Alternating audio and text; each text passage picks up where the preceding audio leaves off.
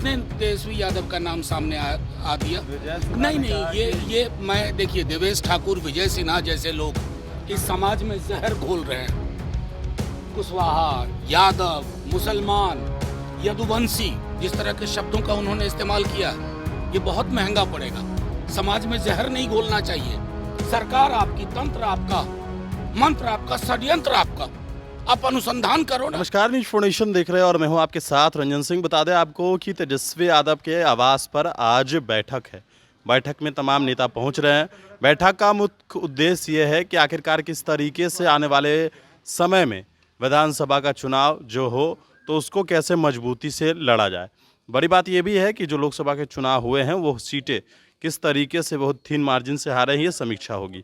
साथ ही साथ तेजस्वी यादव का नाम सामने आ रहा है। तेजस्वी यादव के ऊपर ये आरोप लगाया जा रहा है नीट मामले में जो है वो कल विजय सिन्हा है उप मुख्यमंत्री, उन्होंने कहा है कि प्रीतम नाम से जो है वो रूम बुक था। इस तरीके की बातें उन्होंने कही है। हालांकि इस पर आज मनोज झा से भी जब सवाल पूछा गया तो मनोज झा ने किस तरीके से पूरी बातों को रखा गया है उनके तरफ से और किस प्रकार से तेजस्वी यादव को लेकर जो बातें सामने आ रही है, तो उन्होंने कहा कि प्रधानमंत्री और अमित शाह को मैंने सुना है इतना करोड़ रुपया देते हुए। जरा सुनिए किस तरीके से मनोज झा कह रहे हैं। क्या है? देखिए, बैठक का मुख्य उद्देश्य है कि एक बार तमाम लोकसभा क्षेत्र के विधानसभाओं के बारे में सूचना इकट्ठा करें और उसके बाद फिर आगे की रणनीति तय करें।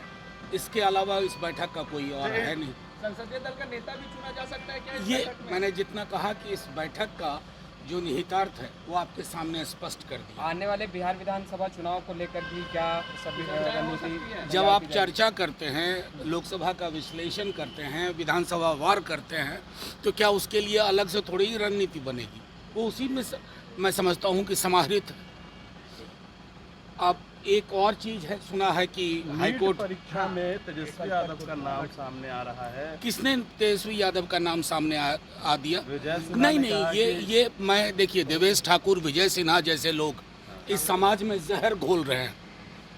कुशवाहा, यादव, मुसलमान, यदुवंशी, जिस तरह के शब्दों का उन्होंने इस्तेमाल किया, ये बहुत महंगा पड़ेगा। समाज में जहर नहीं घोलना चाहिए। सरकार आपकी, तंत्र आपका, मंत्र आपका, षड्यंत्र आपका, आप अनुसंधान करो ना। गोधरा में कौन बैठा हुआ है? पूरी की पूरी चीज की जांच हो। आपने नेट की परीक्षा कल कैंसिल की, सुना होगा। 25 लाख छात्र नीट से प्रभावित हुए हैं। वो परीक्षा कैंसिल होनी चाहिए। ये सीधा सा सवाल है।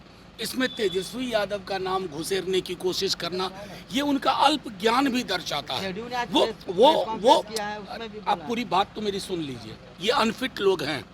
सरकार नाम की कोई चीज नहीं है बिहार में, समझ गए? ऐसे लोग अगर इस प्रकार की चीज बोलें, यादव, कुशवाहा, मुसलमान, पिछड़ा, अत्यंत पिछड़ा, सरकार में रहने लायक? संविधान की शपथ लेते हो, शर्म आनी चाहिए। अभी जांच पूरी नहीं हुई और इस तरीके से गंभीर आरोप नेता प्रतिपक्ष पर प्रेस मैं कॉन्फ्रेंस इसलिए कह रहा हूँ सामने से कि एक पूरी परिपाटी है। देवेश जी एक बात बोलते हैं, उसी बात से मिलती जुलती बात विजय जी बोलते हैं। तो मुझे तो ये लग रहा है कि बिहार जैसे समाज में आप क्या कहना चाह रहे हैं? पिछड़ा, अल्पसंख्यक, अत्यंत पिछड़ा, आप सीधे आरोप मढ़ रहे हैं। ये आप, मैं बार बार कह रहा हूँ, अनफिट हैं। जिस पद पर आप हैं, you are unfit to run the government.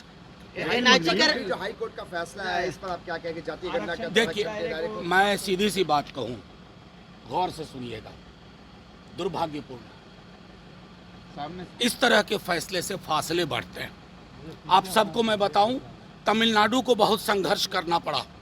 इसलिए नेता प्रतिपक्ष तेजस्वी जी चुनावी सभाओं में और अलग से भी माननीय मुख्यमंत्री जी से आग्रह करते रहे कि अब तो आप उधर हैं, उनसे आग्रह कीजिए इसको 9वीं अनुसूची में शामिल किया जाए।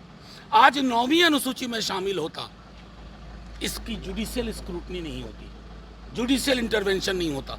लेकिन मैं आपको बता रहा हूँ, हमें पता है कि कौन लोग पिटिशनर हैं, उनकी सामाजिक पृष्ठभूमि क्या है, जातिगत जनगणना तक के लिए कौन लोग सुप्रीम कोर्ट में खड़े हुए थे। तमाम लोगों के बीजेपी से ताल्लुक थे। क्या ऊपर की अदालत में जानी चाहिए इस फैसले मैं का? इसलिए कह रहा हूँ कि माननीय मुख्यमंत्री जी और तब के उप मुख्यमंत्री जी इस बात को लेकर के बिल्कुल मुतमईन थे कि हमें ये करना है। अब गेंद नीतीश जी के पाले में है। सामने से माननीय मुख्यमंत्री जी, ये क्या हो रहा है? एक जो बिहार के हक में फैसला हुआ उसमें कौन पिटिशनर लोग बने और आज नतीजा क्या है? लेकिन ये लड़ाई खत्म नहीं हुई। मैंने आपको कहा तमिलनाडु को कई साल लगे थे लड़ करके, ये हासिल होगा क्योंकि ये संविधान सम्मत है, संविधान के इतर नहीं है।